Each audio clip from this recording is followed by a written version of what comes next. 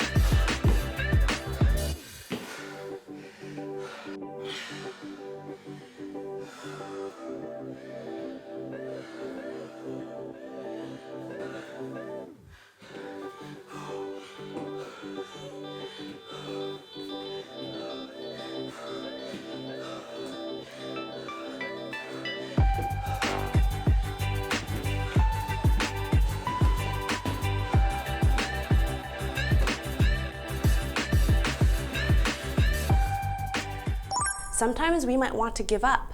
And there are so many reasons why you might want to give up on hope. Maybe you've been trying so hard, but nothing seems to change. You've tried to make wise choices, but the people around you don't seem to support you. Your family is a mess and doesn't seem to be getting better. Especially when we feel alone, unsupported, or even abandoned by others, it can be really hard to believe that we can keep going when we keep on waiting.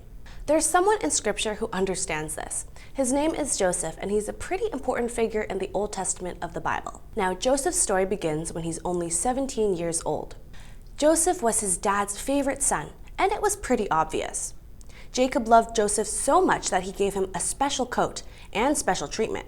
So you can imagine how awkward that made things between Joseph and his brothers. To make things even more awkward, God began speaking to Joseph in his dreams, letting Joseph know that he would one day rule the nation and rule over his brothers. Instead of keeping that information to himself, Joseph shared it with his brothers, which made it even more tense and awkward. When Joseph's brothers finally tired of hearing Joseph talk about his awesomeness, they decided to get rid of him. At first, they planned to kill him, but decided to sell him into slavery instead. Can you imagine what Joseph must have been experiencing when he realized how much his own family hated him? When he realized he'd been thrown into a foreign country where he knew no one? While he traveled on that caravan, waiting to find out where he'd end up and how he'd be treated when he arrived?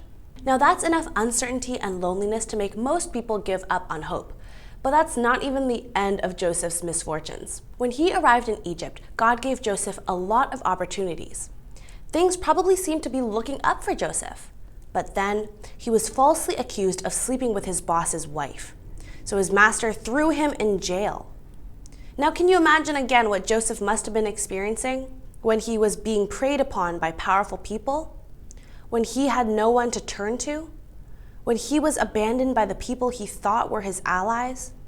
When he realized he was going to be thrown in jail unjustly? Once again, that's enough to make most people give up hope. Now, if you were Joseph, what would you do?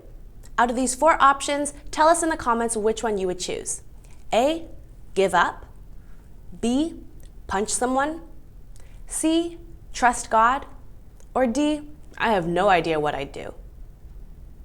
Let us know in the comments below. I'm really curious to find out what you think. Now, let's see what Joseph does in prison. We're going to read from Genesis chapter 39, verses 20b to 23. But while Joseph was there in the prison, the Lord was with him. He showed him kindness and granted him favor in the eyes of the prison warden. So the warden put Joseph in charge of all those held in the prison, and he was made responsible for all that was done there. The warden paid no attention to anything under Joseph's care because the Lord was with Joseph and gave him success in whatever he did. So Joseph continued to live in that prison for years, forgotten by Pharaoh and his own family. Joseph even had a chance to be freed, but his opportunity was lost when, once again, Joseph was forgotten. Now, I won't tell you how the story ends for 2 reasons. One, because you can read how it ends for yourself in the book of Genesis in the Bible. And also because that's not the point of our conversation today. Today, we're talking about what to do when you're sitting in the dark, when you're waiting for help, waiting for hope, uncertain about your future. When Joseph was in this position, he had every reason to give up and lose hope, but he didn't. Even though everything seemed to be going wrong and Joseph wasn't sure if he would ever make it out of prison or if God would ever fulfill his promise of making Joseph the ruler of a nation, Joseph knew that God was still with him. While he was waiting, God had a plan, God was faithful, God was listening. In all that time, God never gave up on Joseph, so Joseph never gave up on God. And if you're waiting on God right now, don't give up, because God's not giving up on you either. Now you might be thinking, this sounds good, but how? How can I not give up? How do I find hope when things are so hopeless? How do I hang on when I feel like I'm all alone? Well, here are 5 ideas. Number 1, talk to God and don't stop. Don't stop talking to God. Like we talked about last week, tell God how you feel and what you're experiencing. Then ask for help to hold on. Number 2, talk to other people. Joseph may have been abandoned and alone, but you're not, even if you feel that way sometimes. On top of your friends and family, this youth fellowship has people that you can talk to. If you're overwhelmed or feeling hopeless, let's talk about it. We're here to walk through it with you. The third way, remember God is stronger than you think. When Joseph was first sold into slavery, he never could have guessed the opportunities God would lead him to in Egypt. And then when he was in prison, he had no idea what God had in store for his future. And when he was betrayed by his brothers, he couldn't have anticipated the way God would one day restore their relationship. God did all those things and more. And that's the same God who's telling you right now not to give up. God is stronger than you think.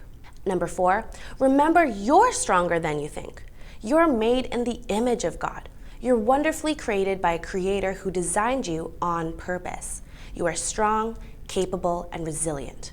And when your strength fails, and it sometimes will, remember that in your weakness, God is strong on your behalf. And number 5, choose hope. Hope isn't just something that happens to us. In many ways, it's something that we can choose. We can choose hope when we fill our minds with what is good and what is true. We can choose hope when we choose to talk about our struggles rather than trying to handle them alone. We can choose hope when we tell God how much we need help.